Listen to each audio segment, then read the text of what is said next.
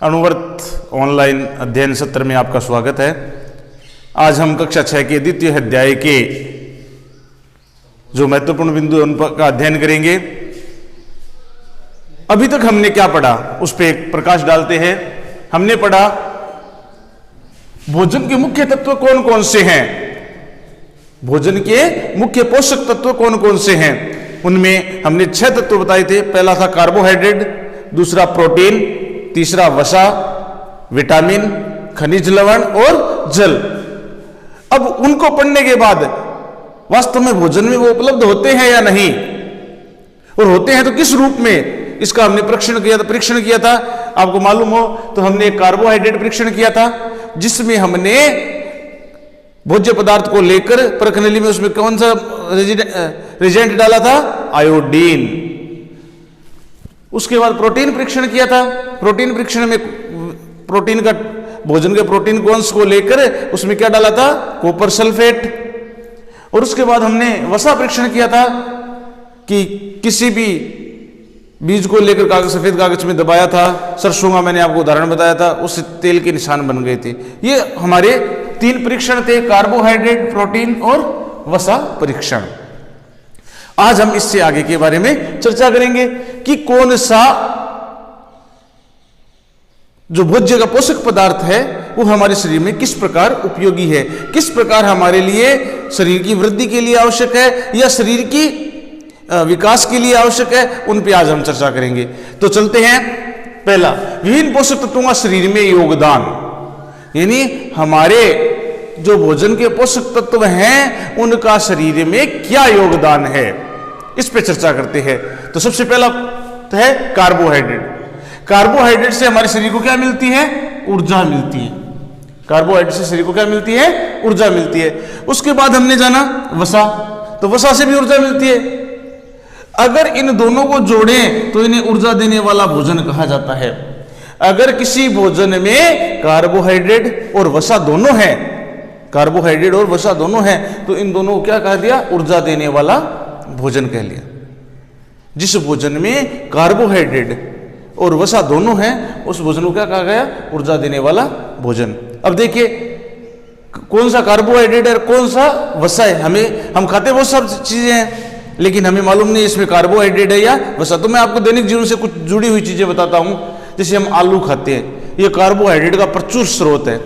शकरकंद, सर्दियों में खाते हैं शकरकंद, ये कार्बोहाइड्रेट का प्रचुर स्रोत है। गेहूं, चावल, बाजरा आदि ये कार्बोहाइड्रेट के प्रचुर स्रोत है। इसके अलावा फलों में भी हम कुछ खाते हैं, जैसे आम, अभी गर्मी की मौसम है, इसमें आम सबसे ज्यादा आते हैं।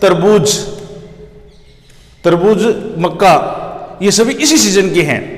इनमें सब में कार्बोहाइड्रेट प्रचुर मात्रा में पाया जाता है। एनर्जी लेवल, इनको पीने से एनर्जी का लेवल बढ़ता है, ऊर्जा का स्तर बढ़ता है। अब वसा की बात करें, वसा में मूंगफली, नारियल का तेल, सरसों का तेल, सोयाबीन का तेल आदि सब ये वसा। अगर इनको खाया जाए तो हमारे शरीर में कार्बोहाइड्रेट और वसा दोनों की पूर्ति होगी, और ये हमें शरीर को क्या प्रदान करेगी, ऊर्जा प्रदान करेगी। आप देखते हैं हम रोटी खाते हैं, सब्जी खाते हैं, सब्जी में तेल होता है तो वसा भी है, रोटी में आटा है यानी गेहूं है, कार्बोहाइड्रेट है। तो ये हमारी बॉडी को क्या करते हैं, ऊर्जा प्रदान करते हैं। गर्मियों के दिनों में हम आम का शरबत पीते हैं तो वो भी क्या है, कार्बोहाइड्रेट का प्रचुर स्रोत है। तो ये जो है इन्हें ऊर्जा देने वाला भोजन कहा गया है, कार्बोहाइड्रेट और वसा को। अब इससे आगे प्रोटीन, ये तो थे पादप उत्पाद, ये तो थे पादप उत्पाद, पादपों के उत्पाद। अब जंतु उत्पाद भी हैं जिनमें कार्बोहाइड्रेट और वसा पाया जाता है। जंतुओं में मांस, दूध, मक्खन, मछली, अंडा आदि ये जंतु उत्पाद है जिनसे हमें वसा मिलता है। इस प्रकार जंतु और पादप उत्पाद दोनों हैं जिनसे हमें कार्बोहाइड्रेट और वसा मिलता है। अब इसके बाद अगला तत्व था प्रोटीन घटक। प्रोटीन क्या करता है शरीर में, यह शारीरिक वृद्धि यानी कायिक वृद्धि। देखिए हमने पढ़ा कार्बोहाइड्रेट और वसा तो केवल ऊर्जा दे रहे हैं और कुछ नहीं कर रहे हैं, ये हमारी बॉडी को एनर्जी लेवल को बढ़ा रहे हैं, ऊर्जा के स्तर को बढ़ा रहे हैं। लेकिन जो प्रोटीन है वो क्या कर रहा है, वृद्धि कर रहा है। किसकी, शरीर की। और क्या कर रहा है, विकास कर रहा है। विकास का मीन्स अंगों का डेवलपमेंट, अंगों का विकास, लंबाई में बढ़ोतरी, चौड़ाई में बढ़ोतरी, अंगों का डेवलपमेंट। तो वृद्धि और विकास करता है। देखिए आप देख के बच्चा जन्मता है तो बहुत छोटा सा होता है, लेकिन धीरे धीरे उसकी साइज में बढ़ोतरी होती रहती है, हमारी भी हुई है। तो ये सब किसके कारण है, प्रोटीन के कारण। इसलिए प्रोटीन को शरीर वर्धक भोजन कहा जाता है। प्रोटीन को क्या कहा जाता है, शरीर वर्धक भोजन। इससे शरीर की क्या होती है, वृद्धि और विकास होता है। उसके बाद एक अगला घटक था, सॉरी उससे पहले प्रोटीन घटक। अब प्रोटीन हमें किससे प्राप्त होता है, प्रोटीन हमें वही घी, दूध, मक्खन, इनसे प्रोटीन प्राप्त होता है। ये जंतु उत्पाद भी है, मांस से भी प्राप्त होता है, वसा की तरह इससे प्रोटीन भी प्राप्त होता है। तो ये प्रोटीन के घटक है। उसके बाद विटामिन। विटामिन हमारे बॉडी में अल्प मात्रा में ही जरूरी होता है, इसकी बहुत ज्यादा मात्रा नहीं चाहिए। जैसे कार्बोहाइड्रेट हमें लंबा चाहिए, ज्यादा खाना चाहिए, क्यों, शरीर को ऊर्जा चाहिए। लेकिन आप जानते हैं कि कुछ चीजें होती है, हमने पहले भी चर्चा की थी कि उनकी शरीर में बहुत अल्प मात्रा की आवश्यकता होती है। आपने देखा होगा जब हम बीमार होते हैं, डॉक्टर के पास दवाई लेने के लिए जाते हैं, तो डॉक्टर एक छोटी सी गोली देता है, हर चीज के लिए जो प्रॉब्लम है उसकी गोलियां देता है, टेबलेट्स देता है, और आपको कहता है कि इसको लेना।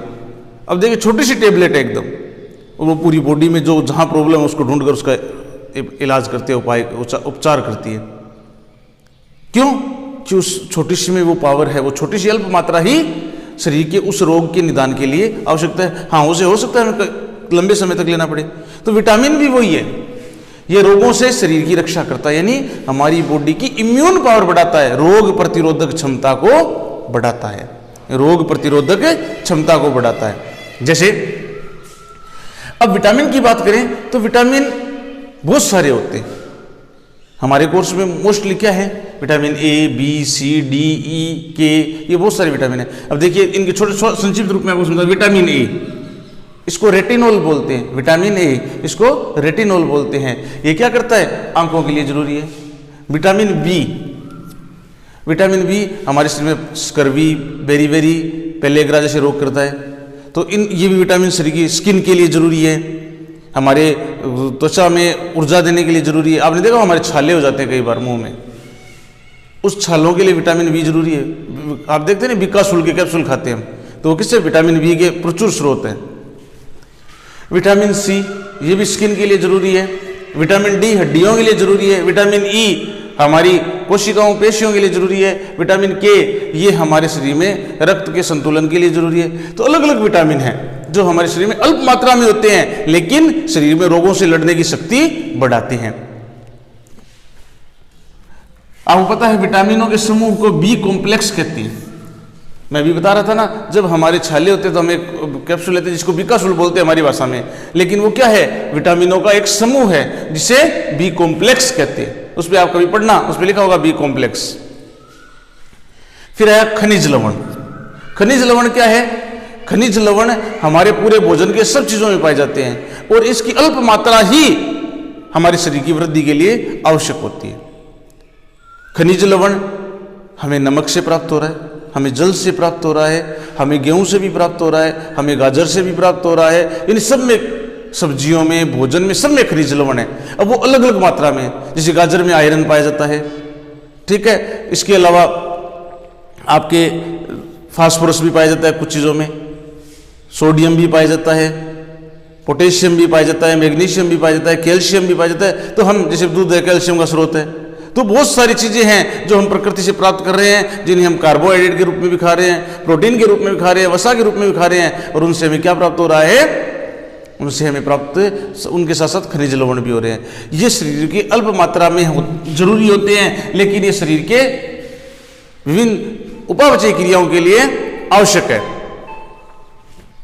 जल, जल एक सर्वाहारी विलायक, एक सार्वभौमिक विलायक के रूप में काम आता है। ये इन सभी पोषक तत्वों में एक यूनिवर्सल विलायक के रूप में काम आता है।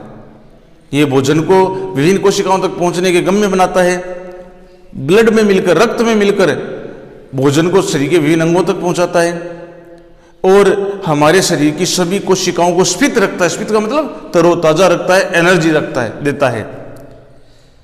इस प्रकार जल इन सब के साथ जरूरी है। इस प्रकार आज हमने भोजन के विभिन्न पोषक तत्वों के बारे में जाना, जिनका हमारे शरीर में क्या योगदान है। पुनः एक बार संक्षिप्त में आपको, कार्बोहाइड्रेट और वसा शरीर में ऊर्जा के स्रोत, इन्हें ऊर्जा देने वाला भोजन कहा जाता है। इनकी उदाहरण मैंने आपको बताए थे। उसके बाद प्रोटीन, वो शरीर का वर्धक भोजन होता है, ये हमारे शरीर में वृद्धि करता है। फिर विटामिन, ये हमारे शरीर में रोगों से लड़ने में हमारी रक्षा करता है, हमारी इम्यून पावर बढ़ाता है, हमारी रोग प्रतिरोधक क्षमता बढ़ाता है। विटामिन है, रोगों से शरीर की रक्षा तो करता है और ये शरीर में विभिन्न जो उपापचय क्रिया हैं उनको भी संचालित करता है। खनिज लवण, इसकी अल्प मात्रा ही शरीर में आवश्यक होती है, लेकिन ये शरीर की विभिन्न क्रियाओं के लिए भी आवश्यक है। फिर जल, ये सार्वभौमिक विलायक के रूप में हमारे शरीर की रक्षा करता है।